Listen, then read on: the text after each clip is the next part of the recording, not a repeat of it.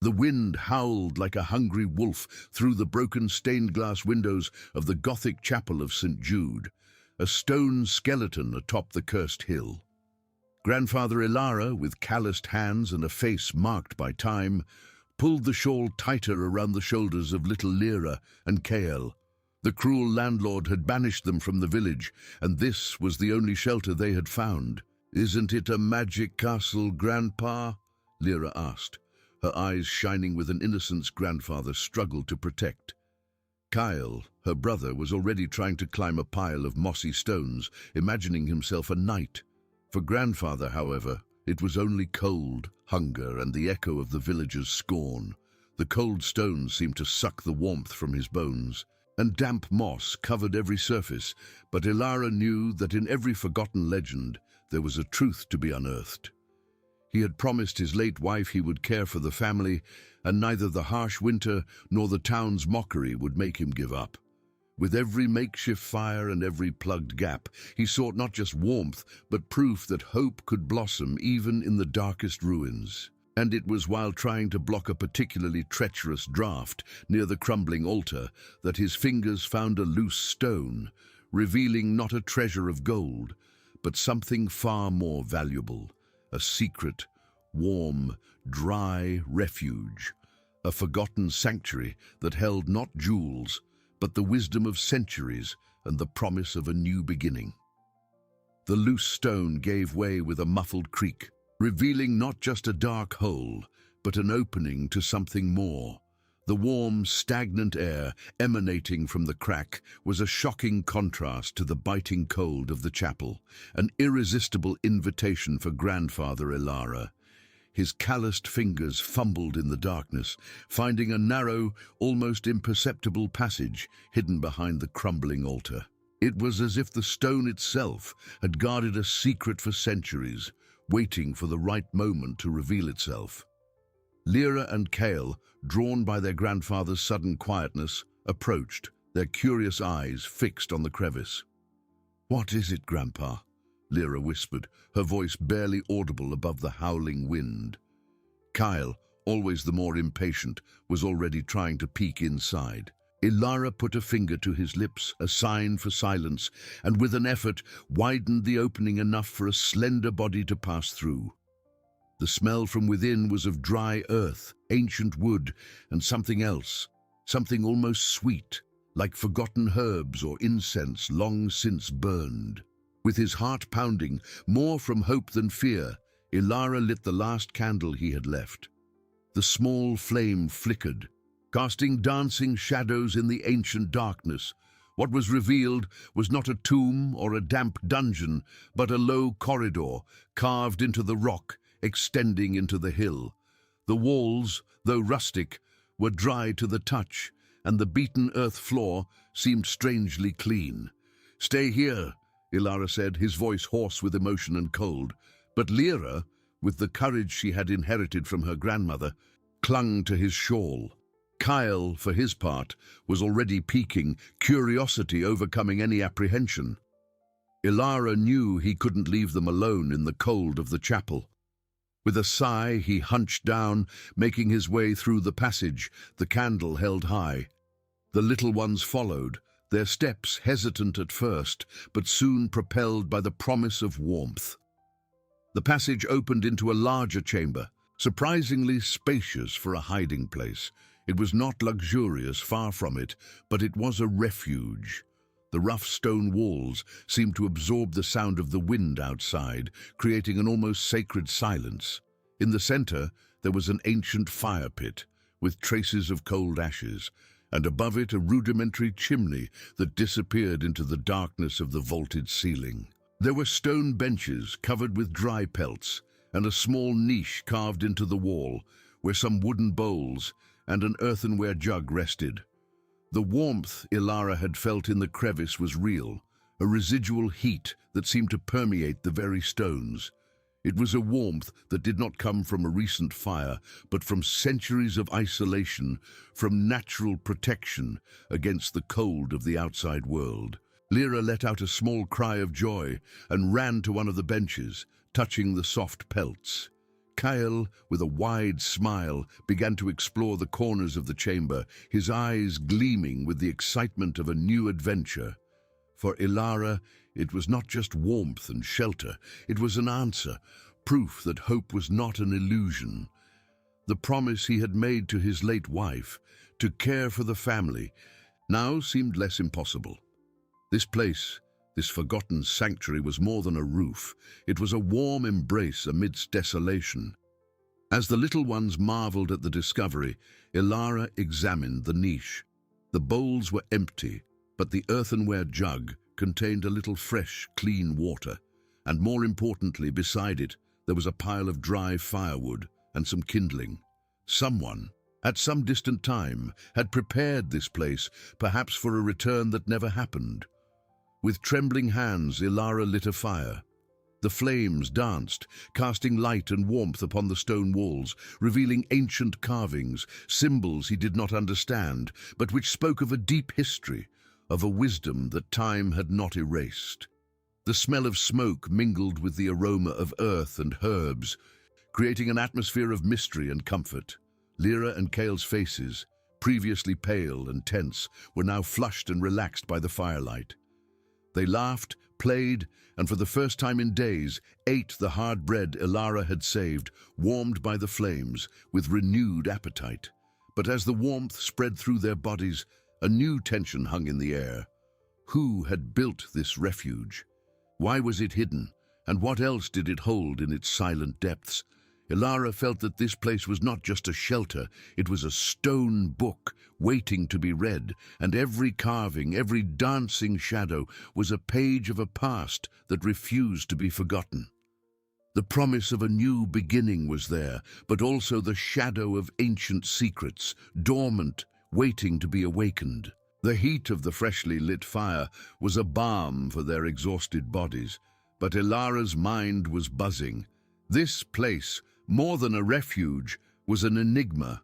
The carvings on the rough stone walls, once just dancing shadows, now revealed themselves under the flickering light of the flames. They were not mere drawings, they were symbols, a forgotten language that told a story. Lyra and Kyle, warm and fed, had fallen asleep, nestled in the soft pelts on the stone benches. Their serene faces were a constant reminder of the responsibility Ilara carried. He had promised a secure future, and this sanctuary seemed to be the first step. But security was temporary, and Ilara's curiosity was insatiable. Who had created this shelter, and why? With the candle in hand, Ilara approached the walls, tracing the outlines of the symbols with his calloused fingers. There were figures of men and women in tunics, animals that looked like guardians, and complex geometric patterns that intertwined like a labyrinth. It was not the religious iconography he knew from the village churches, nor the coats of arms of noble families. It was something older, more primordial, perhaps even pagan. He noticed a recurring pattern, a stylized five-petaled flower, always accompanied by a small circle. In some representations, the flower seemed to sprout from a rock. In others, it was engraved on the palm of an outstretched hand. Was it a symbol of hope, of rebirth, or a mark, a seal of a forgotten people? With each carving, Ilara felt the presence of hands that had worked there centuries ago, of minds that conceived this place not just as a hiding spot, but as a repository of knowledge, or perhaps a legacy. The tension, previously from cold and hunger, was now one of discovery, of the weight of a secret about to be revealed. As his eyes scanned the walls, a subtle glint caught his attention. It wasn't a carving, but something embedded in the stone, almost imperceptible. It was a small piece of polished metal reflecting the candlelight. Ilara fumbled the rough surface, feeling the coldness of the metal against the warm stone. Carefully, he tried to pull it, but it was firmly stuck. He examined the surrounding area.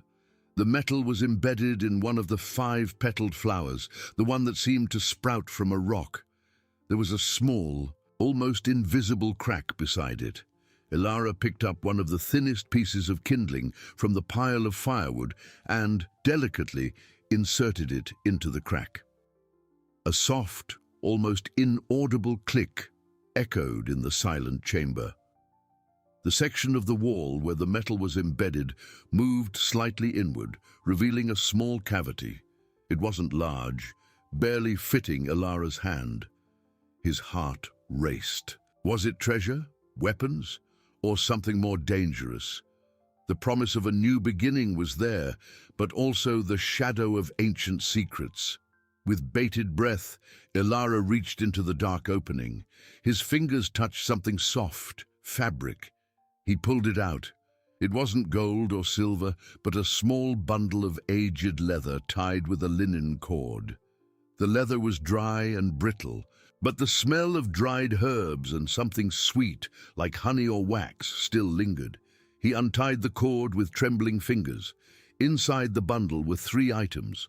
The first was a small parchment, rolled and sealed with wax. The seal had the same 5-petaled flower.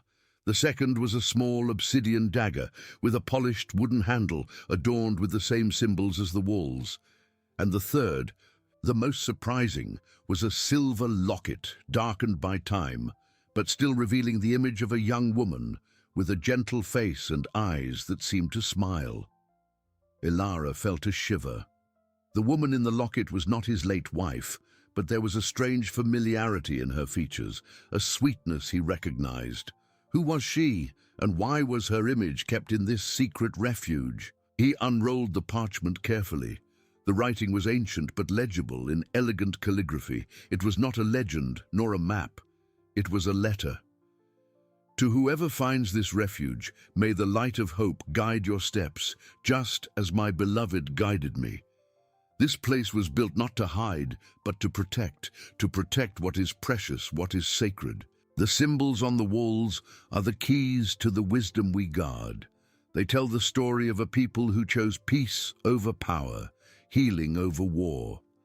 May you find here not only shelter, but also the strength to continue. And may the memory of those we love be our greatest inspiration. The letter had no signature, but the emotion emanating from it was palpable. It was a message of love, of hope, of a legacy. Ilara felt a lump in his throat. That letter, that refuge, everything spoke of a purpose greater than mere survival. It spoke of a love that transcended time, of a dedication that built a sanctuary for future generations. He looked at the obsidian dagger. It didn't look like a combat weapon, but rather a ritualistic instrument, perhaps for harvesting herbs or marking symbols. And the locket, the woman. Could she be the beloved mentioned in the letter, the inspiration for all of this? Ilara put the items away with reverence. The tension did not diminish, but transformed. It was no longer the tension of fear, but that of responsibility. He was not just a grandfather seeking shelter. He was now the guardian of a secret, the reader of a stone book that had just opened its first page. The wind howled outside, but inside the chamber the fire crackled, and the silence was filled with the promise of even greater discoveries. Ilara knew that this refuge was not the end of his journey, but the true beginning. He needed to decipher the symbols, understand the history of that people, and perhaps find the true purpose of that sanctuary. And in doing so, he hoped to find not only a home for Lyra and Kale, but also the wisdom to fulfill the promise he had made to his own wife, that love and hope would always find a way, even in the darkest ruins. The love letter which the premise mentioned was there, but it was not for him. It was a letter from a builder, a guardian, to an unknown future, and Ilara, unknowingly, was about to become the link between that past and the future that the premise described for the widow. He was building his own story of love and legacy, which would one day be discovered. The letter, with its elegant calligraphy and words laden with ancient love, seemed to vibrate in Ilara's hands. It was not a message for him directly, but for whoever finds this refuge. And yet every phrase resonated in his soul as if it had been written for him, for his moment of despair and hope. May the light of hope guide your steps, just as my beloved guided me. The beloved. Ilara's eyes returned to the silver locket, darkened by time, but still revealing the image of a young woman, with a gentle face and eyes that seemed to smile. Could it be her, the muse, the inspiration behind all that dedication, all that work? He felt a shiver, not from cold, but from a deep connection to a distant past. His own wife's promise to care for the family, to find a way, seemed to echo in those ancient words. That refuge was not just a stone shelter, it was a testament of love, a time capsule, and he, Ilara, was the unexpected recipient. The obsidian dagger, cold and smooth to the touch, did not seem like a weapon of war, but an instrument of precision, perhaps for rituals, for marking the earth, or for harvesting medicinal herbs, as the letter suggested, speaking of healing over war. With Lyra and Kael asleep, their small bodies nestled in the pelts, Ilara knew that time was precious. The night brought an illusory calm. The world outside was still a place of cold, hunger, and danger. This sanctuary was a gift, but also a challenge. He needed to understand. The letter was clear. The symbols on the walls are the keys to the wisdom we guard. With the candle in hand, Ilara turned to the walls. The smoke from the fire danced with the flickering light, making the figures seem to come alive. He began to trace the carvings with his fingers, feeling the rough texture of the stone, the smoothness of the lines worn by time, the geometric patterns, the figures of animals and people in tunics. Everything seemed interconnected. But where to begin? His gaze was drawn again to the 5-petaled flower, the recurring symbol. It was on the letter's seal, and it marked the location of the secret cavity. It was a starting point. He found a larger representation of the flower, carved more deeply, almost in the center of one of the walls. Beside it, there was a small set of symbols that seemed to form a sequence, like letters in a forgotten word. Ilara remembered the obsidian dagger. If it was a ritualistic instrument, perhaps it had a purpose when interacting with the symbols. Carefully, he picked it up. The tip was sharp, but the blade, a deep black, seemed to absorb the light. He hesitated, his heart pounding. What if it was a trap? What if it awakened something that should remain dormant? But the promise on his lips, the image of his sleeping grandchildren, propelled him forward. He brought the tip of the dagger to the first symbol in the sequence, a circle with a dot in the center. Nothing happened. He tried the second, a spiral. Still nothing. With a sigh of frustration, he was about to give up when his eyes landed again on the 5-petaled flower, the one that was most prominently carved. He noticed that one of the petals seemed slightly darker, as if it had been touched repeatedly over the centuries.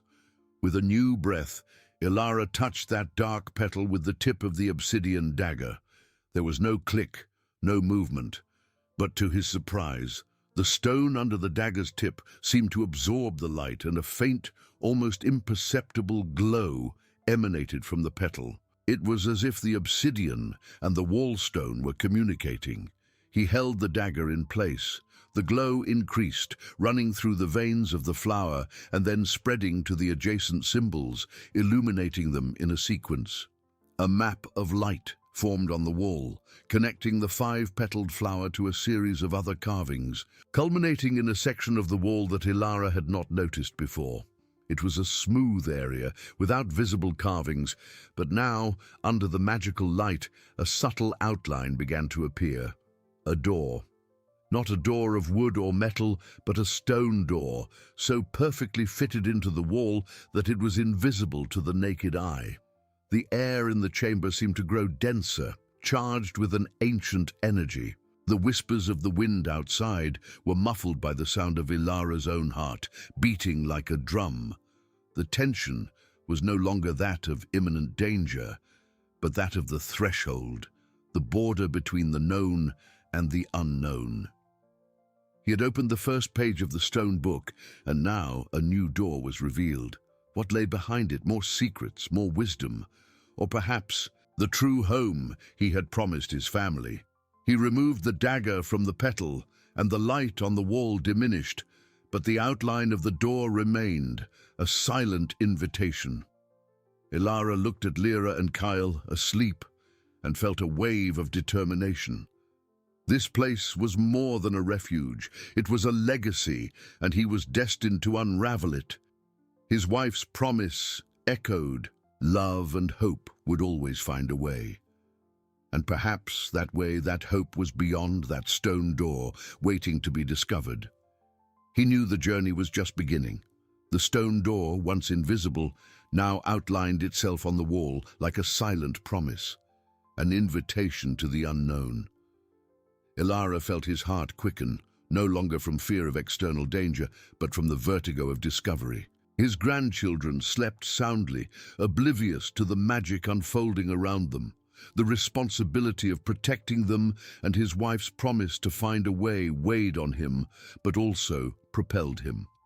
This refuge, this love letter from a distant past, was not just a shelter. It was a legacy, and he was its temporary guardian. With the candle in hand, Ilara approached the door. The surface was smooth, cold to the touch, with no visible handles or cracks. It was a masterpiece of ancient engineering, designed to blend perfectly with the rock. He remembered the obsidian dagger, the instrument that had awakened the light in the 5-petaled flower. Could it be the key to opening this passage? Carefully, he raised the dagger. The black, sharp tip seemed to vibrate with an energy of its own. He traced the outline of the door with the tip, feeling a slight resistance, as if the stone was responding to the touch. Nothing happened. He tried pressing the dagger at various points along the outline, but the door remained motionless. His eyes returned to the 5-petaled flower, still faintly illuminated on the wall. That was the starting point. Perhaps the sequence of symbols that lit up was not just a map, but an instruction. He recalled the sequence, the flower, then a series of carvings that culminated in the door. With the dagger in hand, Ilara touched the dark petal of the flower again. The faint glow returned, spreading to the adjacent symbols. This time he did not remove the dagger. He held it firmly on the petal, and the light intensified, flowing like a river of energy through the wall, following the map that had revealed itself. When the light reached the outline of the door, Ilara felt a pulsation in the stone beneath his fingers. A low, deep hum began to echo through the chamber, a sound that seemed to come from the depths of the earth. The stone door, previously static, began to tremble imperceptibly. Ilara felt a mix of apprehension and excitement. He was on the threshold of something grand. The hum grew, and with it, a slow, majestic movement. The stone door did not swing on hinges, nor did it slide sideways. Instead, it began to recede into the wall, slowly sinking, revealing an even deeper darkness. There was no creaking, only the soft sound of stone on stone, a testament to the precision of its construction. When the opening was wide enough for him to pass, Ilara removed the dagger from the flower. The light on the wall diminished, but the door remained open, a portal to the unknown. The air coming from within was fresh, with a smell of damp earth and something else, something he couldn't identify, but which evoked a sense of antiquity and peace. With the candle held high, Ilara peered inside. It was not an abyss, but a narrow corridor carved into the rock that sloped gently down into the darkness. The corridor walls were smooth, without the intricate symbols of the main chamber, but the sense of reverence persisted. He hesitated for a moment, looking at his sleeping grandchildren. Leaving them alone, even for a few moments, was a risk. But the curiosity, the need to understand this place, was overwhelming. He decided not to go far, just enough to glimpse what was at the end of the corridor. With a last look at Lyra and Kyle, Ilara entered the passage, the flickering candlelight dancing on the stone walls. His steps echoed softly, muffled by the rock. The corridor seemed to extend longer than he expected, the gradual descent increasing the feeling of entering an underground world. The corridor opened into a smaller, more intimate chamber. This chamber was not a shelter, but seemed to have a different purpose. In the center, there was a stone pedestal, and on it an object covered by an old, faded linen cloth. The smell of herbs was stronger here, mixed with a sweet, earthy aroma. Ilara approached the pedestal, his heart pounding. With trembling fingers, he removed the cloth. It revealed a shallow, finely carved stone bowl, filled with a substance that appeared to be a mixture of dried herbs and resins, with a small piece of amber in the center. Beside the bowl, there was a small book, bound in aged leather, with the same 5-petaled flower symbol engraved on the cover. He picked up the book. It was surprisingly light. Upon opening it, Ilara saw pages filled with the same elegant calligraphy as the letter, but this time the words were accompanied by detailed drawings of plants, constellations, and human figures performing rituals. It was not a story, but a compendium of knowledge, a guide. The book spoke of healing, of connection with nature, of cycles of life and death, and of the importance of maintaining balance. The pages seemed to breathe with the wisdom of a people who lived in harmony with the world. Ilara felt a deep emotion. This was not a place of war or dark secrets, but a sanctuary of knowledge and peace. The obsidian dagger, the letter, the locket, now this book and the bowl of herbs. Everything fit together. It was a legacy of healing, of hope, of a love that manifested in dedication to a greater purpose. His eyes returned to the locket in his pocket, the image of the gentle-faced woman.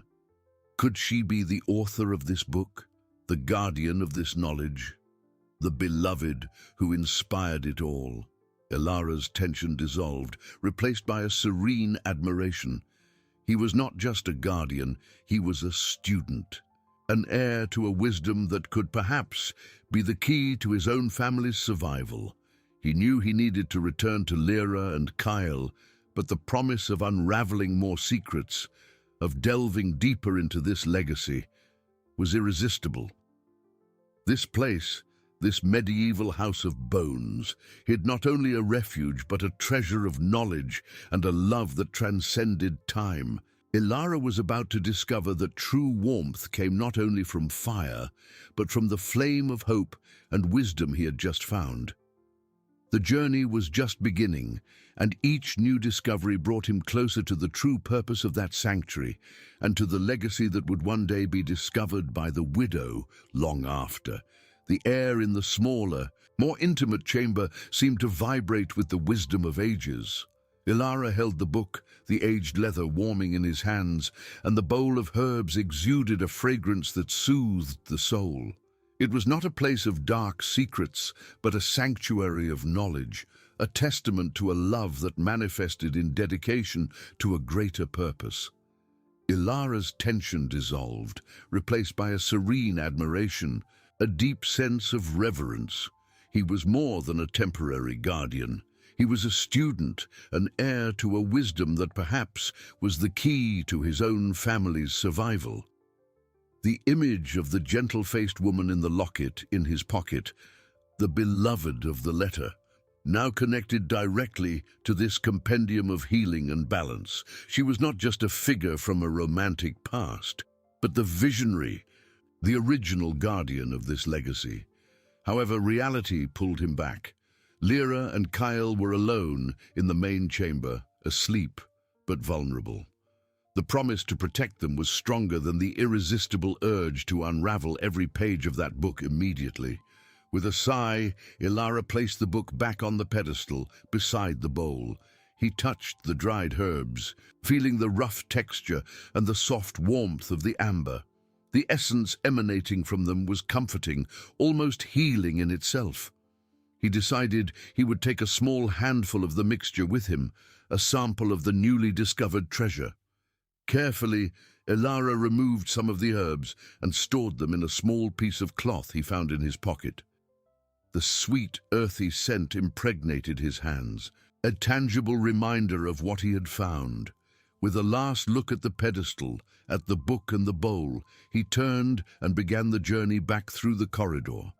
The flickering candlelight danced on the stone walls, casting elongated shadows that seemed to accompany every step. The corridor, which had previously seemed to stretch for an eternity on the descent, now seemed to shorten on the ascent. The silence was profound, broken only by the soft echo of his own steps and the accelerated beating of his heart. Every curve, every smooth stretch of rock was a reminder of the ingenuity of those who built this place. The smell of damp earth and herbs followed him, an invisible trail of his discovery. The opening of the stone door outlined itself ahead, a portal to what he already considered his main refuge. Upon emerging into the chamber, Ilara felt immediate relief as he saw Lyra and Kale still sleeping soundly, nestled together near the fire that was now just embers. The candle flame in his hand seemed brighter in contrast to the gloom of the chamber, illuminating the innocent faces of his grandchildren. He knelt beside them, observing their soft breathing. The responsibility of being their guardian weighed on him, but now there was a new weight, a weight of hope and purpose. This place was not just a hiding place, it was a legacy, and he was its caretaker. Ilara rekindled the fire, feeding the embers with small twigs until the flames danced again, casting a comforting warmth through the chamber. He sat down, the aged leather book in his hands, the locket in his pocket, and the obsidian dagger resting beside him. The night was still long, and curiosity propelled him. In the soft firelight, he opened the book again. The pages, filled with the same elegant calligraphy as the letter, now revealed intricate drawings of medicinal plants, diagrams of constellations, and human figures in postures of meditation or rituals. It was not a story, but a compendium of knowledge, a guide to a life in harmony with the world. He read excerpts about the importance of the lunar cycle for planting, about preparing ointments to heal wounds and relieve pain, about the connection between body, mind, and spirit. The words seemed to breathe with the wisdom of a people who lived in deep reverence for nature, who understood that true strength came from the balance and interconnectedness of all things. The beloved of the letter, the woman in the locket, was not just an object of affection, but a master, a healer, a guardian of ancestral knowledge. This sanctuary, this medieval house of bones, hid not only a refuge, but a treasure of wisdom and a love that transcended time, a love that manifested in the dedication to preserve and transmit life. Ilara felt a wave of gratitude. He had been led to this place by despair, but what he found was much more than a shelter. It was a source of hope, a promise of a future where knowledge and peace could prevail, even amidst the chaos of the outside world. He didn't know how, but he knew that this book, this legacy, would be crucial. The journey was just beginning. With each new discovery, Ilara approached the true purpose of that sanctuary, and the legacy that would one day be discovered by the widow long after. But for now, he was the guardian, the student, the link between a wise past and an uncertain future. He knew that true warmth would not come only from fire, but from the flame of hope and wisdom he had just found. And that flame, he promised himself, would never be extinguished. The fire's flame danced in the chamber, a beacon of warmth and light in the vast darkness that was the world outside. Ilara, kneeling, with the aged leather book open in his hands, felt like a link between eras. The words, the elegant calligraphy that once belonged to the beloved of the locket, now seemed to whisper advice directly into his mind. He read about the interconnectedness of all things, about the subtle dance between life and death, about the strength found in harmony with nature. These were not just recipes for ointments or descriptions of rituals. It was a philosophy of existence, a guide to navigating the world's relentless cycles. The intricate drawings of medicinal plants and constellations came alive under the flickering light, revealing secrets of healing and guidance. Ilara discovered passages on how to read the signs of the earth, how to predict changes in the weather, and more surprisingly, how to identify and mitigate threats. There was an entire chapter dedicated to silent vigilance, describing methods to detect the presence of strangers through small environmental changes. The smell of smoke from a distant fire, the sound of a broken twig under a careless foot, the vibration of the ground. The beloved was not just a healer, but a guardian, a strategist, someone who understood that peace could only be maintained through constant vigilance. A wave of admiration and a pang of anxiety washed over Ilara. This knowledge was an invaluable treasure, but also an immense responsibility. He was there in a refuge that seemed to defy time, with his grandchildren asleep just feet away, while the world outside continued to be a place of danger and uncertainty. The promise of a future where knowledge and peace could prevail seemed a distant dream, but the book in his hands was the seed of that dream. As his eyes scanned a page describing the art of listening to the earth, a shiver ran down his spine. It wasn't a reading, but a sensation, a sound, almost imperceptible, muffled by the thick stone walls, but present. A soft scrape, like a shoe on gravel, coming from somewhere above the hidden entrance. Ilara froze, his heart pounding in his chest. Lyra and Kyle continued to sleep, oblivious to the world stirring around them. He closed the book slowly, the sound of leather brushing against the pages echoing in his ears like a drum. The fire's flame, which had once seemed a comfort, now cast dancing shadows that seemed to writhe with his own apprehension.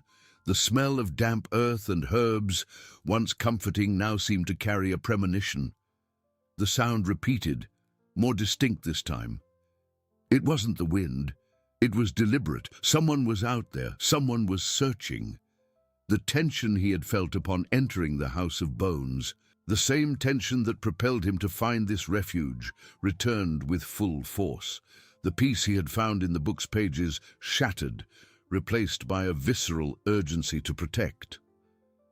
Ilara rose silently, the obsidian dagger in his hand.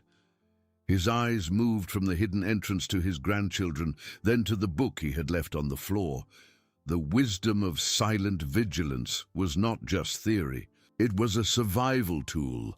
He needed to think. He needed to act. There was a small, almost imperceptible crack in the upper part of the main chamber that he had noticed before, but hadn't given importance to. Now he remembered a passage in the book that spoke of mountain eyes. Small openings strategically positioned to observe the outside without being seen.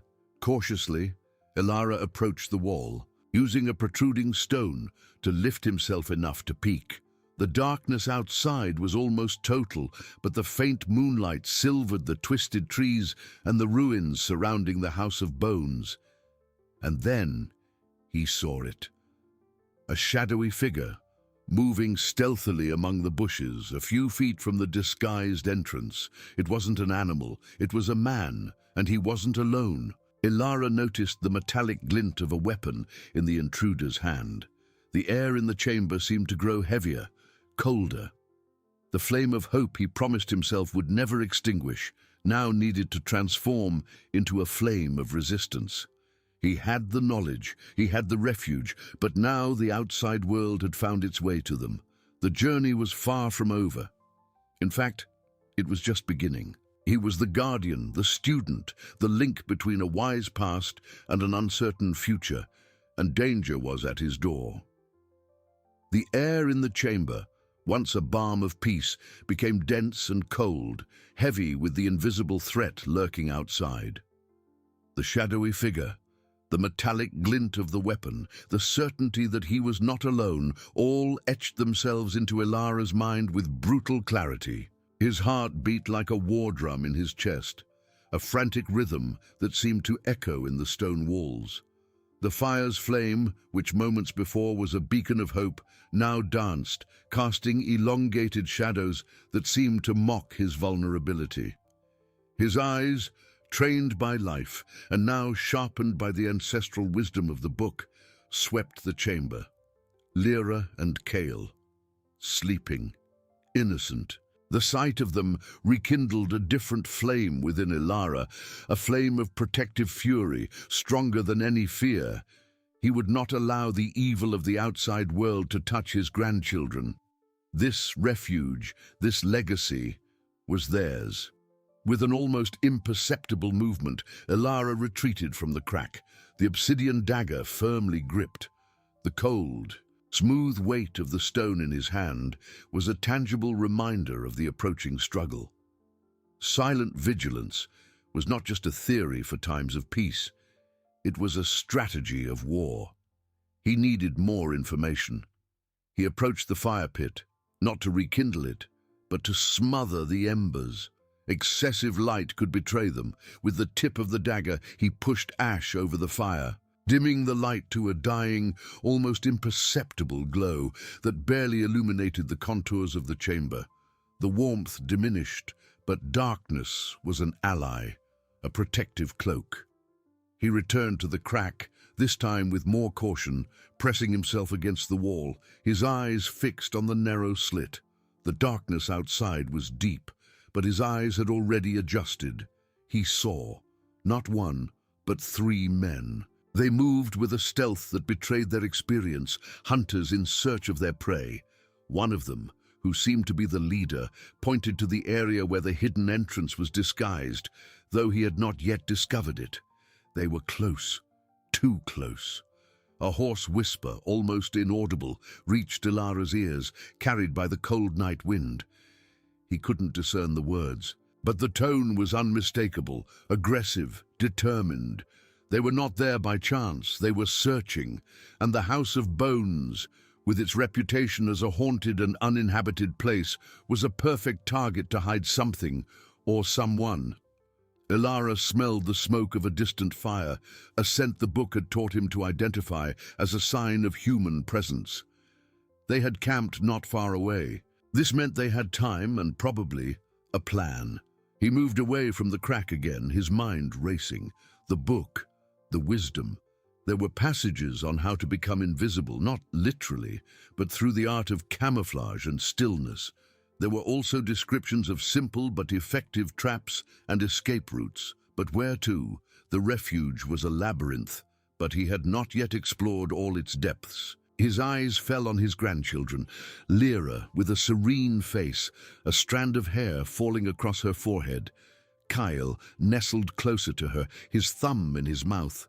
The image of them, so vulnerable, made the need to act an overwhelming urgency. He needed to wake them. But how? Without panic, without noise. Silent vigilance also applied to this. He approached Lyra first, kneeling gently. With his fingertips, he lightly touched her shoulder. Lyra stirred, a small moan escaping her lips. Ilara put a finger to his own lips, a universal sign for silence. Lyra's eyes opened, sleepy at first, but soon widened as she saw the grave expression on her grandfather's face and the dagger in his hand. She understood. Ilara pointed to Kale, then to the darkest part of the chamber, near the wall opposite the entrance.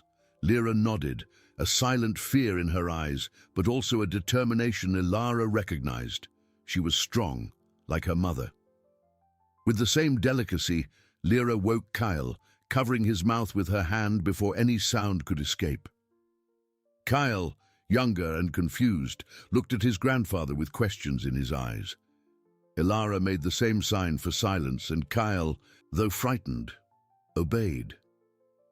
The 3 moved like shadows, crawling to the darkest part of the chamber where the wall shadows offered a minimum of cover. Ilara nestled them behind a large stone that served as a kind of bench, a place where the darkness was deepest. "Stay here. Don't make a sound. Don't move," Ilara whispered, his voice hoarse but firm. Lyra squeezed Kale's hand, the two huddling together. Ilara took the book and the locket, tucking them into the inner pocket of his tunic. The obsidian dagger remained in his hand. He didn't know what would come next, but he knew he wouldn't surrender. This refuge, with its promise of warmth and wisdom, was more than just a hiding place. It was a sanctuary, a legacy. And he, Ilara, was its guardian. The flame of hope he had found would not be extinguished. It would transform into a flame of resistance, burning brightly against the approaching darkness. The journey was far from over. In fact, it was just beginning, and danger was at his door, ready to break it down. The sound of a dry scratch on stone coming from outside made Ilara's heart leap. They were testing the wall, looking for weaknesses. A louder murmur followed, and then a dull thud, as if something heavy had been pushed against the hidden entrance. The camouflage was being compromised. Ilara knew he didn't have much time. The wisdom of silent vigilance was not just about observing, but about anticipating. He needed a distraction, something that would give them a few precious moments. His eyes scanned the chamber. The dying fire, the dried herbs hanging, the few stone tools. Nothing that could be used as an effective weapon against three armed men, but perhaps as a diversion. He remembered a passage in the book that described the use of smoke signals to deceive the enemy, not in the sense of communication, but of disorientation. There was a small wicker basket, full of dry leaves and moss near the fire, used to keep the fire burning slowly. With calculated movements, Ilara crawled to the basket. He took a handful of the driest leaves and some moss. The plan was risky, but the alternative was inaction. He needed them to think the refuge was larger, more complex, or that there were more people inside. Smoke, directed correctly, could create that illusion. He moved to a smaller opening, almost a ventilation hole, that he had noticed in the upper part of the wall opposite the main entrance. It was narrow, but it connected to a small crack in the outer rock, a few feet from the disguised entrance. The thud repeated louder. Cracks began to form in the mortar, disguising the entrance. They were using some tool, perhaps a crowbar. Time was running out. Ilara lit the leaves and moss with a dying ember, blowing gently so that the smoke increased without flame. The smell of burning earth and dried herbs filled the air, but the smoke was dense and dark. He pushed it into the opening, watching it rise and disperse through the crack. Outside, one of the men coughed. "Smoke! There's smoke coming from somewhere else!" Ilara heard, the voice muffled but clear. The leader responded with a grunt, and Ilara heard footsteps moving away from the main entrance, towards the crack from which the smoke was coming. The distraction had worked, at least for a moment. They were dividing their forces, curious about the origin of the smoke. But the pause was brief. The thud at the main entrance resumed, even louder. The mortar gave way with a dry crack, and a stone chip fell to the chamber floor. A deep, dark slit opened, revealing the outline of a heavy boot. They were coming in. Ilara retreated back into the darkness, the dagger clutched in his hand. The smoke continued to pour out of the crack, but now it was no longer a distraction, but a warning. The House of Bones, the refuge, was being invaded. Peace had been broken. The fight he so feared had finally reached his door. He was the guardian, and now his sanctuary was under attack. The dull thud of the boot against the chamber stone reverberated like thunder in Ilara's chest. The deep, dark slit widened, and the silhouette of a burly man, wielding a weapon that looked like an improvised crowbar, emerged from the opening. His eyes, accustomed to the night's darkness, swept the dying chamber, searching for any sign of life. The smell of damp earth and human sweat filled the air, mingling with the odor of smoke and dried herbs. Ilara, huddled in the deepest shadows, the obsidian dagger cold and firm in his hand, felt fear tighten his stomach, but it was not a paralyzing fear. It was a fear that transformed into a silent fury, an unwavering determination. Lyra and Kyle were behind him, motionless, their small bodies huddled, but their eyes fixed on him, seeking guidance and security. She was the grandmother, the guardian, and she would not fail. The first intruder took a cautious step inside, his weapon raised. He did not notice the smoke still rising from the ventilation crack, nor the darkness that thickened in the farthest corners of the chamber. His eyes were focused on the almost extinguished fire, the only point of faint light. He was large, but the darkness was Ilara's ally, and the wisdom of silent vigilance whispered in his mind, "Know your terrain, use it to your advantage." She remembered a passage from the book that described how a shadow can become a weapon and silence a scream. With almost imperceptible movements, Ilara crawled sideways, moving away from the stone that hid her, but remaining in the depths of the darkness. The intruder approached the fire, kicking the embers with the tip of his boot. A small cloud of ash rose, and he cursed under his breath, the sound harsh and menacing. "There's no one here," he muttered, his voice hoarse. "The smoke must have been a trick." But Ilara knew it wasn't a trick. It was a distraction, and now was the time to turn it into an opportunity. Her eyes swept the chamber again. There was a small pile of loose stones near the wall opposite the entrance, remnants of some ancient construction. It wasn't much, but it was something. The intruder turned, beginning to examine the walls, his eyes slowly adjusting to the gloom. He was a few feet from Lyra and Kyle, still hidden. Ilara could not allow this. With surprising agility for her age, she propelled herself forward, not towards the man but towards the pile of stones.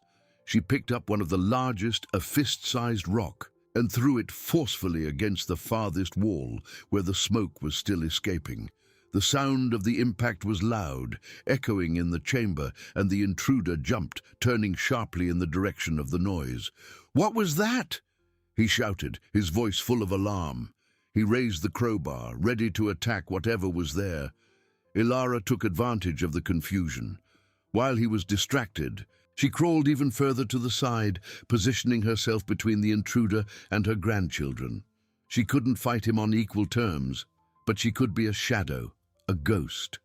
Outside, the other two men who had moved away to investigate the smoke heard the shout and the thud. "What's going on in there?" a voice asked, laden with impatience. The intruder in the chamber, still confused, began to move in the direction of the noise, stumbling slightly on the uneven floor. Ilara saw her chance. The book spoke of the enemy's blind spot, the moment of hesitation, the vulnerability. She was not a warrior, but she was a grandmother protecting her family. With a silent roar that only she could hear, Ilara lunged forward, not to attack the man directly, but to create more chaos. She grabbed a wicker basket full of dried herbs that was near the fire and threw it forcefully towards the intruder. The basket broke apart in the air, scattering herbs and dry branches, some of which fell into the dying embers, releasing a strong, acrid smell. The man cried out in surprise, stumbling backward, and the crowbar slipped from his hands, falling with a metallic clang on the stone floor. He coughed, the smell of the herbs irritating his nostrils. "What the hell is going on in there?" The leader shouted from outside, his voice now closer to the entrance. "Is anyone in there?" Ilara knew she had only a few seconds. She turned to Lyra and Kale, who watched everything with wide eyes. She pointed to a narrow, almost imperceptible crack in the opposite wall, which she had noticed during her explorations. It was an escape tunnel, too small for a large man, but perfect for the children and herself. Lyra understood immediately. She grabbed Kyle's hand and, without a sound, began to crawl towards the crack. Kyle, though frightened, followed his sister, their small bodies quickly disappearing into the darkness of the tunnel. Ilara retreated, the dagger still firm in her hand. The intruder was recovering, fumbling on the floor for his weapon. She couldn't give him time. With a quick movement, she kicked the crowbar away into the denser shadows. The man growled, furious, and lunged at Ilara, his arms outstretched. She was small and frail in comparison, but her mind was sharp and her spirit unbreakable. She ducked, dodging the attack, and slipped into the entrance of the escape tunnel. "She's fleeing!" the intruder shouted, finally seeing her clearly in the gloom. But it was too late. Ilara was already at the tunnel entrance, her slender body slipping inside. She turned one last time, looking at the chamber, at the furious man who was now trying to reach her, and at the main entrance, where the shadows of the other two intruders were already cast. "You'll never catch us," she whispered, a silent promise in the air. The tunnel was tight and dark, smelling of earth and moss, but Ilara felt Lyra and Kale's small hands in the darkness, guiding her. They were together. The journey was far from over. In fact, it was just beginning, and danger was at their door. But now they were in motion, entering the depths of the refuge, one step ahead of the darkness that pursued them. The House of Bones, the sanctuary, had become a battlefield, and Ilara, the elderly widow, was its fiercest defender. The tunnel swallowed Ilara and the children, a tight embrace of earth and rock that, for an instant, felt safer than the open air. The smell of damp moss and freshly turned earth filled their nostrils, mingling with the cold sweat of fear and the adrenaline pumping through Ilara's veins. She felt Lyra and Kale's small, firm hands in the darkness, a vital thread of connection binding them. With every inch they crawled, the world outside, with its shouts and threats, seemed to recede, transforming into distant, muffled echoes. But the peace was illusory. Behind them, the furious growl of the intruder echoed, distorted by the narrow walls. "Get back here, old woman and brats!" The guttural voice reverberated, laden with frustration. Ilara heard the sound of his large body trying to squeeze through the opening, a grunt of effort, followed by a curse as he realized he wouldn't fit.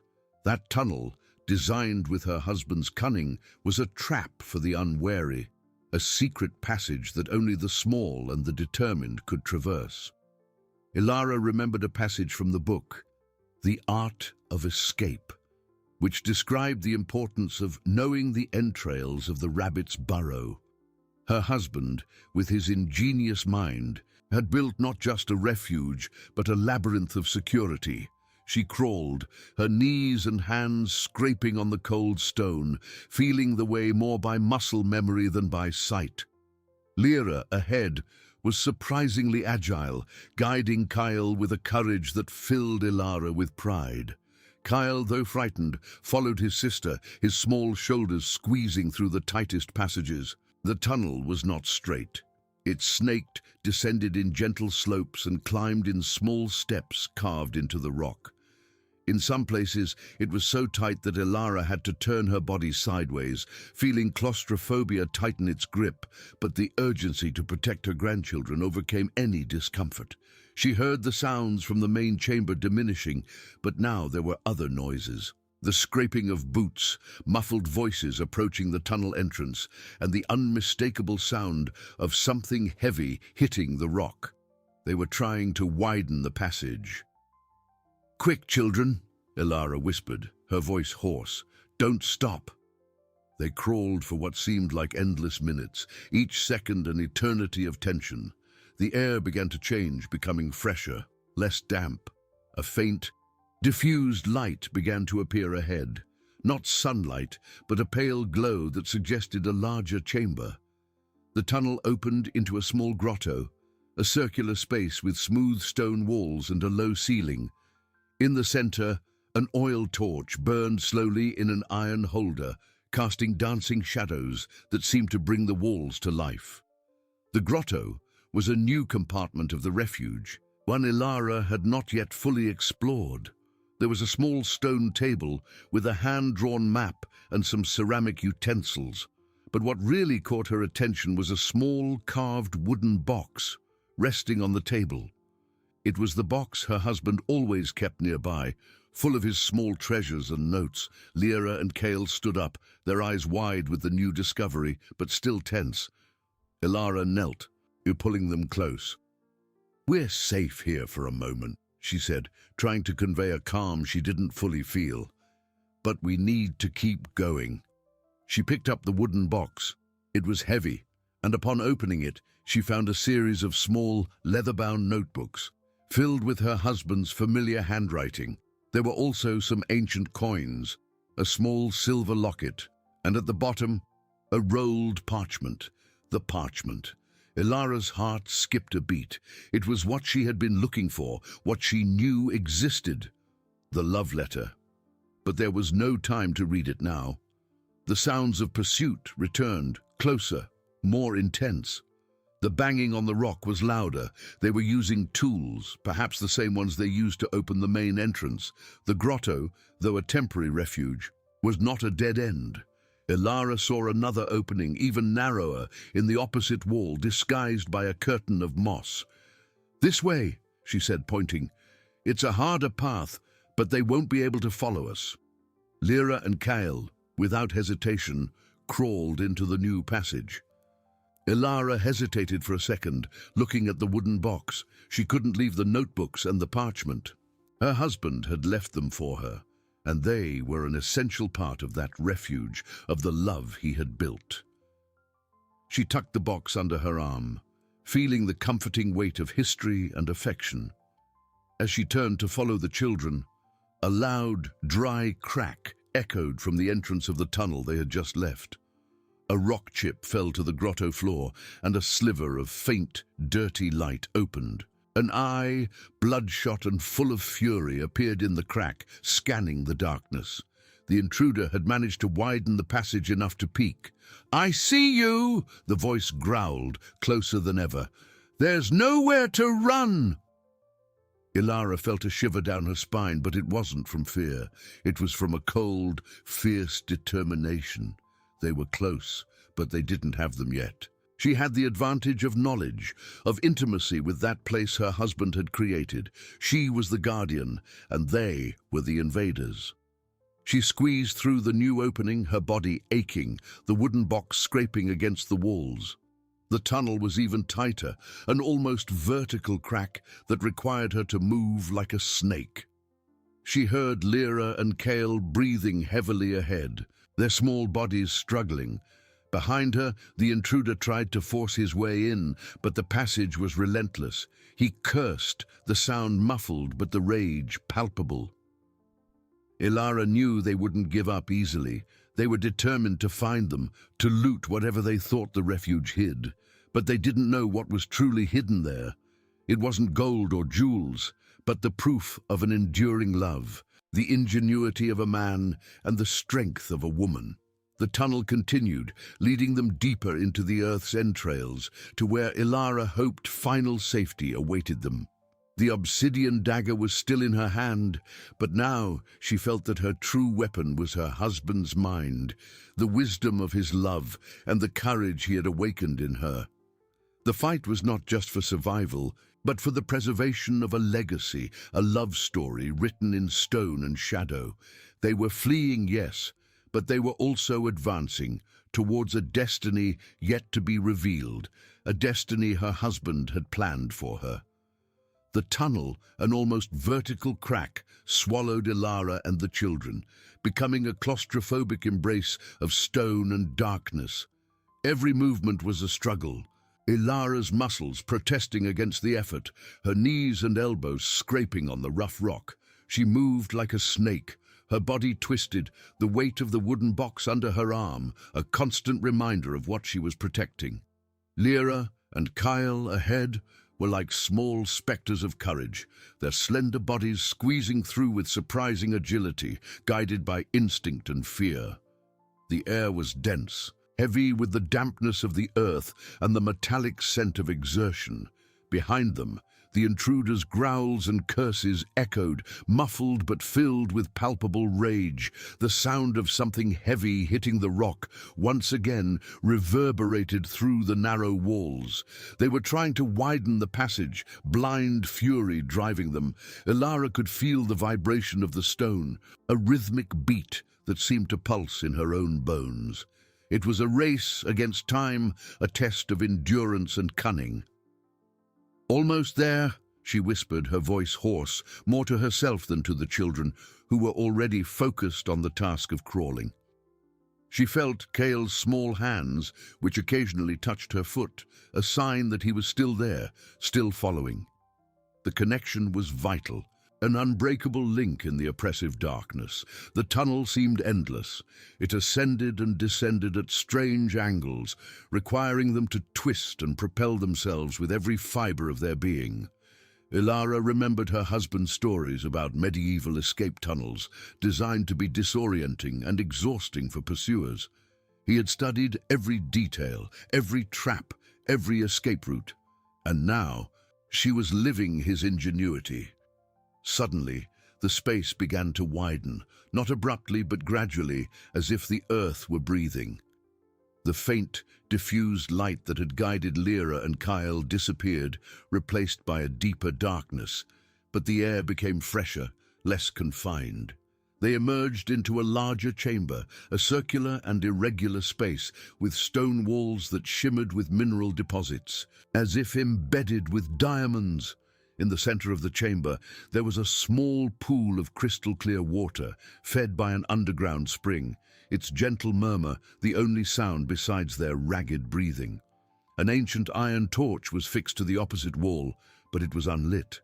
Ilara fumbled in the dark, finding a stone holder with a piece of flint and a wick. With trembling but determined hands, she lit the torch, and the light danced through the chamber, revealing its secrets. The chamber was a sanctuary. There were benches carved into the rock, and on one of the walls a series of shelves with water jugs, dry bread, and dehydrated fruits. It was an emergency pantry, one of the many secrets her husband had left for her. But what truly caught her attention was a large stone slab on the floor, with intricate symbols engraved, similar to those she had seen elsewhere in the refuge. "What is this, Grandma?" Lyra whispered, her eyes wide with awe and fear. Kyle clung to Ilara's leg, his eyes fixed on the slab. "It's a map," Ilara replied, her voice a little firmer now that the light dispelled some of the darkness. "Or perhaps a key." The sounds of pursuit were more distant now, but still present. The banging on the rock had diminished, but the intruders' shouts of frustration were a constant reminder that they were not safe for long. They were stuck in the narrow passage, but Ilara knew they wouldn't give up. She knelt near the slab, the wooden box still under her arm. She opened it and took out one of the leather-bound notebooks. Her husband's handwriting filled the pages, diagrams and notes about the house's secret passages. She quickly flipped through, looking for something that resembled this place. "Here," she murmured, finding a page with a detailed drawing of the chamber. He called it the Heart of the Mountain. It's the central point of all the passages. The drawing showed several exits, some marked with symbols Ilara recognized as traps, others as safe escape routes. One in particular caught her eye, a hidden passage behind the water pool, marked with a small rising sun.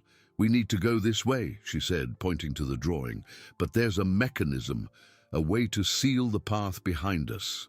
She studied the slab, looking for levers or buttons, but there was nothing obvious. The engraved symbols were complex, an enigma. She remembered one of her husband's notes: "True security is not found in strength, but in the intelligence of design. What is obvious is a trap. What is subtle is the way out."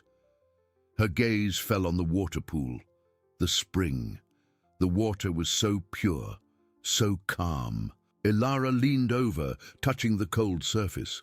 At the bottom, among the stones, she saw a small, shining object. It was a silver locket, identical to the one in the wooden box, but this one had a small, fish-shaped carving. She took the locket from the box and compared it to the one at the bottom of the pool. They were identical. An idea began to form in her mind. She plunged her hand into the cold water, retrieving the locket from the bottom. As she pulled it out, she felt a slight tremor in the stone slab. "Grandma, what was that?" Kyle asked, startled. Ilara looked at the slab. One of the symbols, a spiral, had moved slightly. She pressed the silver locket against the spiral and turned it. With a dull creak, the central slab of the chamber began to move, revealing a dark, narrow opening below. "It's our way out," Ilara said, her voice filled with new hope, "and our trap for them." The intruders' shouts were louder now, closer. They had finally managed to widen the previous passage. Ilara could hear the scraping of boots and the sound of angry voices approaching. "Quick, children, get in," she ordered, gently pushing Lyra and Kale into the opening. They slipped inside, disappearing into the darkness. Ilara grabbed the torch, the obsidian dagger still in her hand and the wooden box firmly under her arm. She turned one last time to the tunnel entrance, where the intruders' shadows were already cast. With a final determined look, she slipped into the opening, feeling the stone slab creak and move again, sealing the passage behind her. The sound of the rock closing was muffled, but final. They were inside, and the intruders, for a moment, were outside. The House of Bones still held its secrets, and Ilara, the widow, was becoming the master of its labyrinth, guided by her husband's love. The escape continued, but now she was in control, one step ahead, with the heart of the mountain as her ally. The dull creak of the stone slab closing was a sound of finality, a seal imposed by the earth. For an instant, there was a deep, dense, almost palpable silence that swallowed the frustrated shouts of the intruders and the echo of their angry footsteps. Ilara felt a sigh escape her lungs, a cold breath carrying the scent of damp stone and ancient earth. They were inside, and they, for a precious moment, were outside.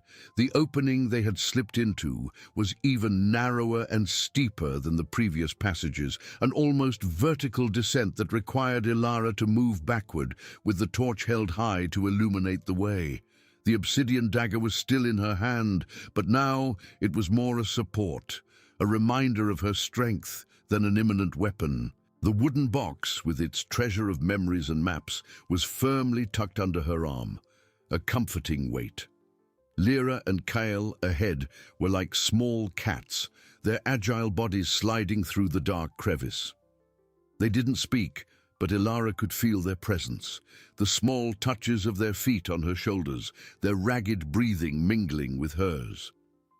The darkness was complete beyond the trembling reach of the torch, a darkness that seemed to have weight, that pressed against her eyes and her mind. But it was not a darkness of fear for Ilara. It was the darkness of a womb, of a place of gestation, where something new was being born within her. The descent continued, slippery and uneven. The walls were smoother here, polished by the passage of centuries of groundwater, or perhaps by the passage of others before them. Ilara imagined her husband, years ago, exploring these same crevices, planning every route, every hiding place, every trap. He wasn't just building a house, he was weaving a tapestry of security, a legacy of love and protection.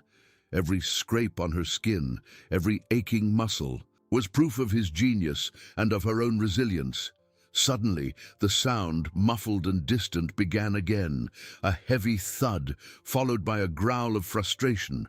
They were banging on the stone slab, trying to force entry, or perhaps trying to find the mechanism Ilara had used. The tension returned, a tight knot in her stomach, but it was not the same paralyzing fear as before. It was a tension of anticipation, of a chess game where she finally had the advantage. "Just a little further," she whispered, her voice hoarse, feeling the warmth of the torch on her face. The air here was warmer, surprisingly, not the damp, heavy warmth of the previous tunnel, but a dry, gentle warmth, as if they were approaching an underground heat source. The smell of earth and stone began to mix with something else, something subtly sweet, like ancient wood and dried herbs. The passage opened abruptly, not into a chamber, but into a space that seemed to be a wider tunnel, but still low, requiring them to move bent over. The torchlight revealed stone walls that were not rough and crude, but carefully worked, with carved niches and built-in shelves. It was a corridor, not natural, but constructed, and the feeling of claustrophobia diminished slightly. And then the warmth intensified. It wasn't the heat of a fire, but the cozy warmth of a distant hearth, of a home. The torchlight danced over the walls, revealing not just stone, but also dark, polished wood, embedded in some places. It was a labor of love, a fusion of rock and human craftsmanship. They advanced more easily now, the corridor gradually widening, until finally they emerged into a chamber that made Ilara catch her breath.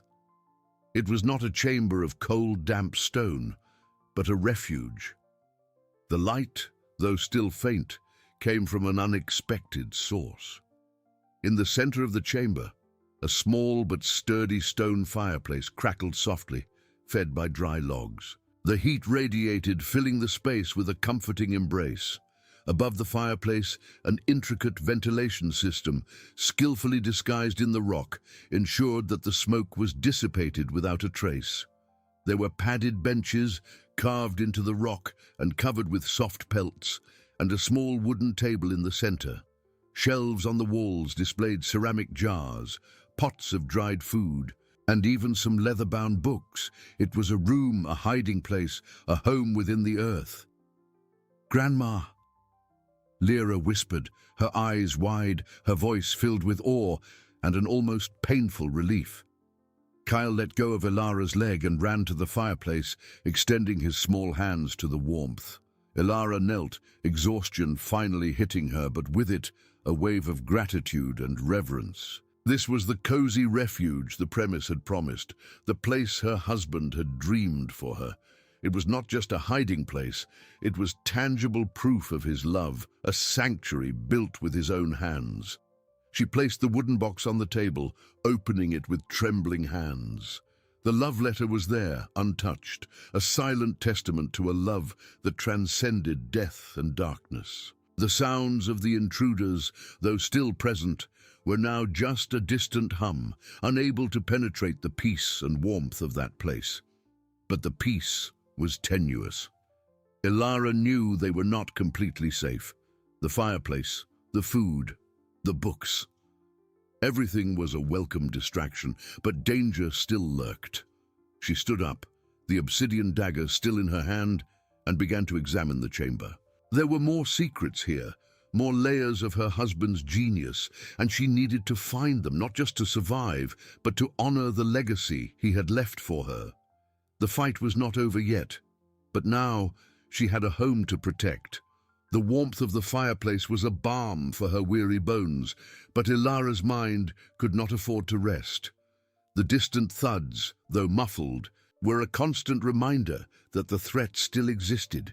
Her eyes, now more accustomed to the gloom, swept the chamber, seeking not just comfort, but strategies. The shelves, precisely carved, revealed not only provisions, but also tools. A small hammer, chisels of different sizes, rolls of thin, strong rope.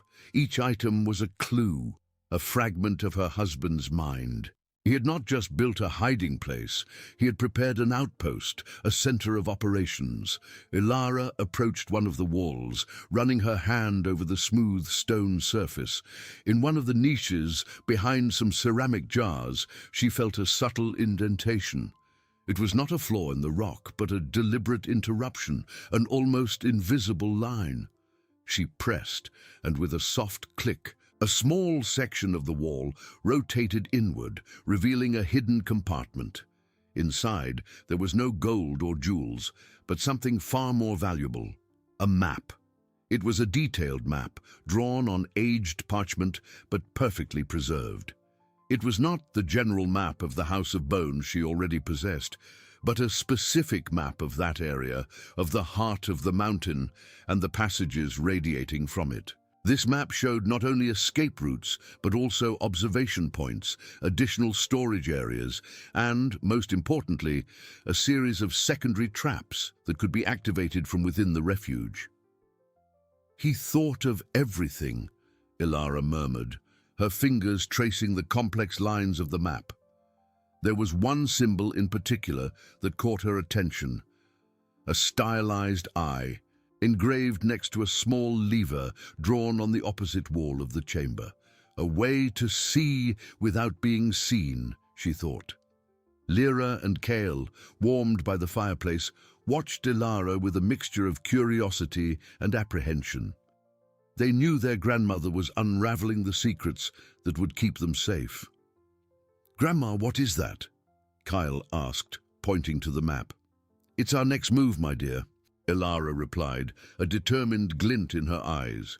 She folded the map carefully and put it in the wooden box next to the love letter. The letter now seemed like a beacon, a constant reminder of the purpose of it all. She approached the lever, marked on the map. It was a piece of dark wood, almost indistinguishable from the rock, perfectly camouflaged. As she pulled it, a soft sound of gears and pulleys echoed from within the walls. A small hole opened in the wall, revealing a view into one of the tunnels adjacent to the heart of the mountain. Through it, she could see shadows moving, the intruders still trying to force the slab that sealed them out. They were frustrated, but not giving up. "They won't get in here," Ilara said, more to herself than to the children. "But we need to be ready to leave." The map revealed an additional secret passage hidden behind one of the bookshelves, leading to an even deeper exit, out of the mountain into the forest. It was a final escape route, a last resort. But before considering it, Ilara needed to make sure she had done everything she could to protect her husband's legacy. She picked up one of the books from the shelf, an old and heavy tome. As she opened it, a small iron key fell into her hand. It was not a common key. It was ornamented with the same symbol of the rising sun she had seen in the drawing of the hidden passage, and the lever Ilara had just activated seemed to have revealed more than just an observation point. A compartment opened in the floor, revealing a series of small holes. Ilara's heart skipped a beat. Those holes were not for ventilation, they were for defense. Her husband's genius was frightening. He had not only built a refuge, but also a fortress. The tension, which had subsided for a brief moment, returned with full force. They were safe, yes, but the battle was far from over, and Ilara, the widow, was ready to fight. Ilara's heart pounded, a primal rhythm echoing in the stone walls of the refuge. Those holes in the floor were not for ventilation, they were for defense. Her husband's genius was frightening. He had not only built a refuge, but also a fortress. The tension, which had subsided for a brief moment, returned with full force. They were safe, yes, but the battle was far from over. And Ilara, the widow, was ready to fight. The small iron key, ornamented with the symbol of the rising sun, seemed to vibrate in her hand. It was more than a key. It was an invitation, a command. Her aged but steady fingers examined the holes in the floor. There were no visible locks, just the dark openings. But the map had shown more. A subtle, almost imperceptible diagram indicated that the key was not for a lock, but for an activation mechanism. Ilara knelt again, the obsidian dagger now firmly tucked into her belt, freeing her hands. She observed the pattern of the holes, mentally comparing it to the symbol of the rising sun. There was a sequence, an intuition, born of years of living with her husband's ingenious mind, guided her. She inserted the key into the first hole, turning it gently. A muffled click. She moved to the next, following the pattern the rising sun suggested. A spiral movement, from the center outwards. With each turn, a new click, a sound of gears adjusting in the depths of the rock. Lyra and Kyle watched in silence, their eyes fixed on their grandmother, as if she were performing an ancient ritual. The warmth of the fireplace was a comfort, but the air was charged with an almost palpable anticipation. The intruder's thuds, now louder, more frantic, were a constant reminder of the urgency. They were approaching. The stone slab that sealed them trembled under repeated blows. When Ilara turned the key in the last hole, a low, continuous hum began to echo from within the walls. It was not a threatening sound, but a sound of power, of latent energy. And then, through the small observation hole she had opened, Ilara saw. It was not an explosion, nor a torrent of rocks. It was something far more ingenious and disorienting. From the adjacent tunnels, a dense greenish mist began to spread, non-toxic, but with a strong, pungent smell of burnt herbs and pepper. It was an irritant, designed to temporarily blind and suffocate, to disorient without causing permanent harm. And along with the mist, a sharp, penetrating sound, like 1,000 banshee screams, erupted from the holes in the tunnel walls, a sound that seemed to tear the very fabric of the air. The intruder's screams were immediate, filled with panic and pain. Ilara heard them cough, curse, and the sound of bodies falling and dragging themselves across the floor. The smoke and sound were an invisible barrier, a sensory trap that prevented them from advancing. The thuds ceased abruptly. The silence that followed, though still punctuated by distant groans, was a victory. "They won't get through this anytime soon," Ilara murmured, a sigh of relief escaping her lips. But she knew it wasn't the end. It was just a delay. The mist would dissipate, the sound would diminish. They needed a plan, an exit. She turned to the wooden box, her eyes falling on the love letter. It was time. With steady hands, she picked it up. The parchment was soft and aged, but her husband's words, written in familiar calligraphy, seemed fresh, full of life. "My dearest Ilara." Her husband's voice seemed to whisper in her mind as she read, "If you are reading this, it means you have found our sanctuary, our last refuge. I know the path here has been arduous, but your strength has always been greater than you imagined. I built this place not only for your safety, but as proof of my eternal love.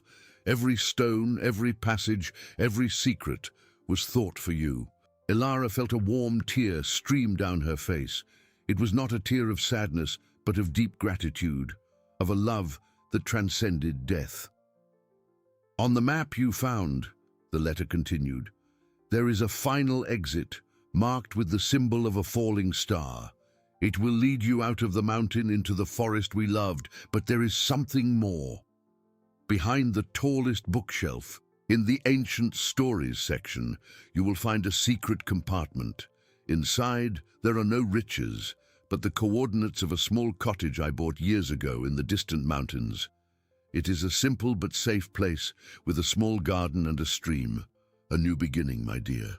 A place where you and our grandchildren can live in peace, far from the shadows of the past. I always knew you would find your way, and I will always be with you in the glow of the rising sun and the warmth of our love." Ilara looked at the bookshelf, her eyes falling on the indicated section. She stood up, the letter still in her hand, and walked over.